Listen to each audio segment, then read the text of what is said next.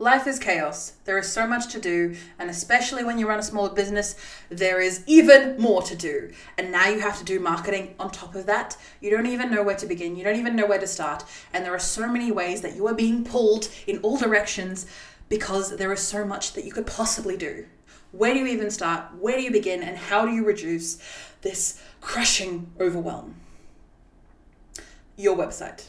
The answer is your website. And as you can probably imagine, with the answer to that little rambling story that I gave you, or a little imagining scenario, if you will, I've been trying to start my podcasts with that recently. I want to talk about why your website should be the priority in your online marketing.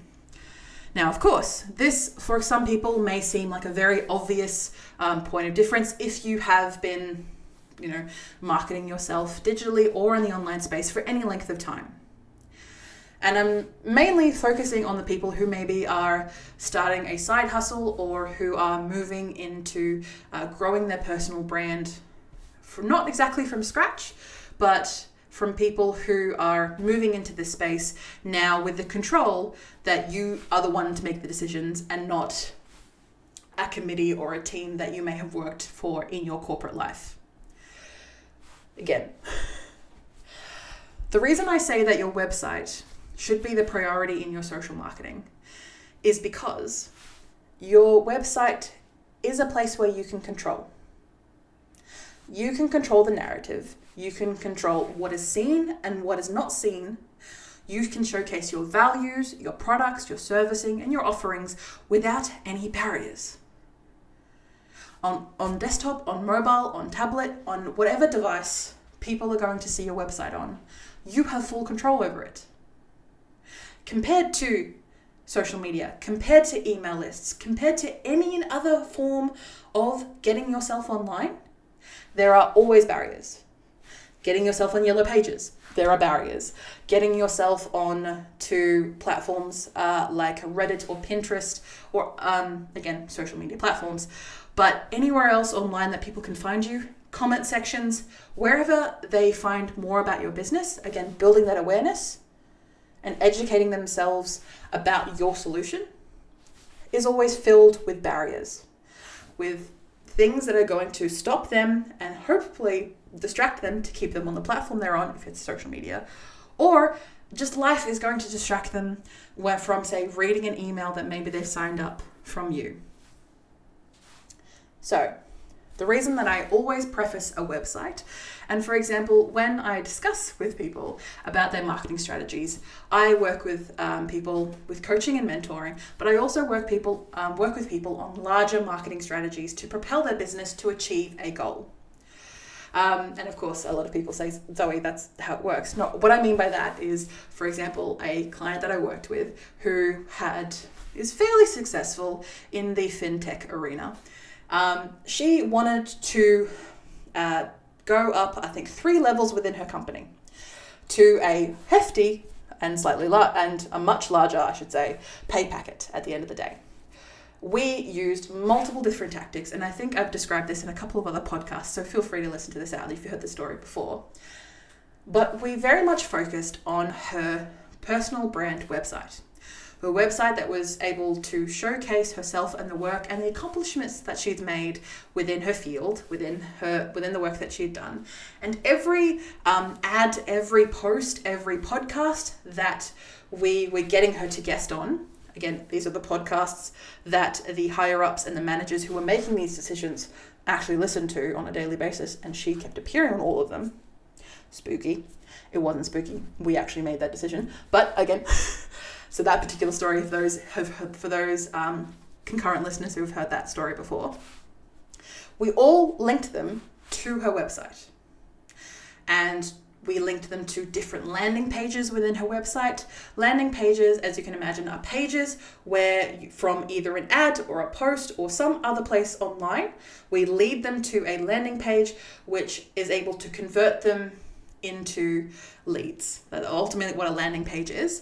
And yes, there are platforms out there that can do it for you in a step-by-step basis, but usually those platforms are quite expensive when reasonably you can pay a much lower fee and have more control because it's on a website especially a website that you own and a website that you have full control over at the end of the day.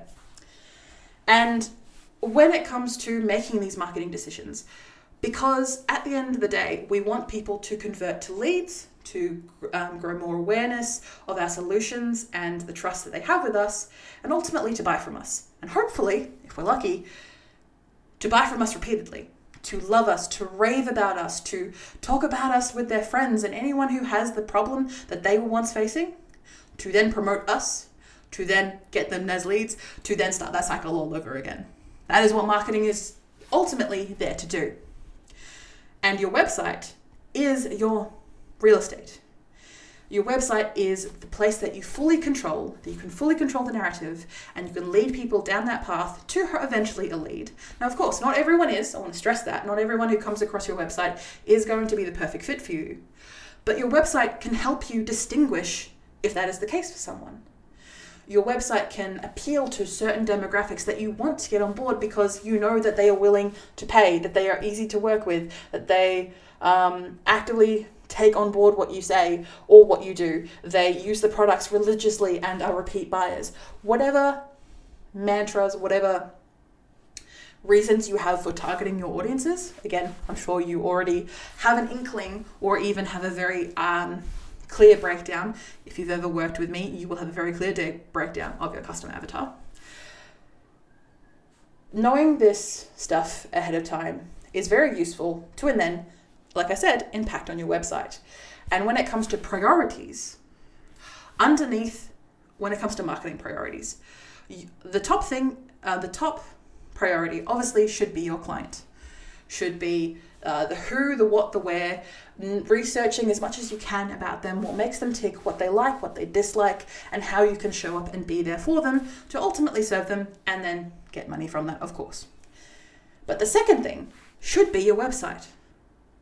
Because your website is the thing that you work very hard on and proceed to, again, where the sales happen at the end of the day. It's where the magic happens at the end of the day, because the sales are the things that give you money. And I know that seems very straightforward, Zoe, but of course, that's what I mean by that, is the website is the place where this conversion takes place. And when it comes to comparing websites to social media, you have, as I mentioned earlier on in the podcast, there are so many barriers between you and the client using social media. There are multiple people that I have worked with in the past where, for example, and I have been running my businesses for a while now, I want to say about 10 years ago, there was very much a big cull of Facebook pages. And this was for a multitude of reasons. Cambridge Analytica scandal for one, as well as a couple of other scandals that happened with Facebook at the time. But there were a lot of large Australian businesses that I was working with where their pages were completely wiped, completely gone, never to be heard of again. Facebook, now Meta, was not responsive, as they are now, and was not giving them a bar. Keeping in mind that these were people that I was working with that were spending a minimum of something like 15 grand a week, 15 grand a month on Facebook ads alone. They were growing these million follower accounts on Facebook. And it was gone. It was gone like that. Boop, done. And this, as you can probably imagine, took a major hit to their sales revenues, to their awareness, and because they had not taken the time to invest the energy that they put into their Facebook and their ads onto their website to hopefully get email lists to get email addresses at a bare minimum, they lost a lot of their team, they lost a lot of their revenue really quickly, and they had to scramble to try and get back on board to where they were. And of course, some of them have had to close, unfortunately, and some of them have been able to reconfigure themselves to not rely so heavily on social media. And as I said, social media can be great, it can be useful, and it can suck up a lot of time. But your website is there to process those leads, to get people on board, or to give people who are just interested in what you do or the solution that you can provide. They want to be able to see the website and know that the information is correct and up to date, because your website should be the first thing that you update. Whenever anything changes, your website should be the first port of call, then your email list, then social media, and in that order. You ultimately have control over the data that you collect, and hopefully you're doing this and following any of the laws that have been created regarding data collection on your website in your specific country or in the demographics that you target. And you're ultimately able to, since you're doing that ethically, you're able to build a stronger relationship with your audience because, again, you have direct access to them. You have very little blockages between you and them regarding answering their questions, engaging with them, providing them answers, either in blogs or in videos or in other ways of content. And marketing yourself using your website as that go-to place allows you to control ultimately the narrative, but also allows you to keep an eye on what people actually want to engage with. Because yes, the social media platforms do provide insights, or analytics, as they're also known, is essentially a lot of numbers and graphs and plenty of other things. But they also hide a lot of that information because it's not pertinent to you, it's pertinent to their platform. You might be the one bringing in those eyeballs, you might be the one bringing in those clicks and that engagement and that time being spent on the platform. You might be the one bringing those people in or keeping them there to a more extent, especially over the past couple of years. But you don't own that content, and why would they give it to you? Oh, if you run ads, sure. But they can also change those parameters too. They can also change, for example, when I was doing Facebook ads, to be honest, over the past, I think 3 years ago, they blocked my account, despite the fact that I was doing about $2,000 worth of various clients' ads, and they just blocked me because, of course, and I couldn't get a hold of anyone. And then they lost themselves money. Of course they would.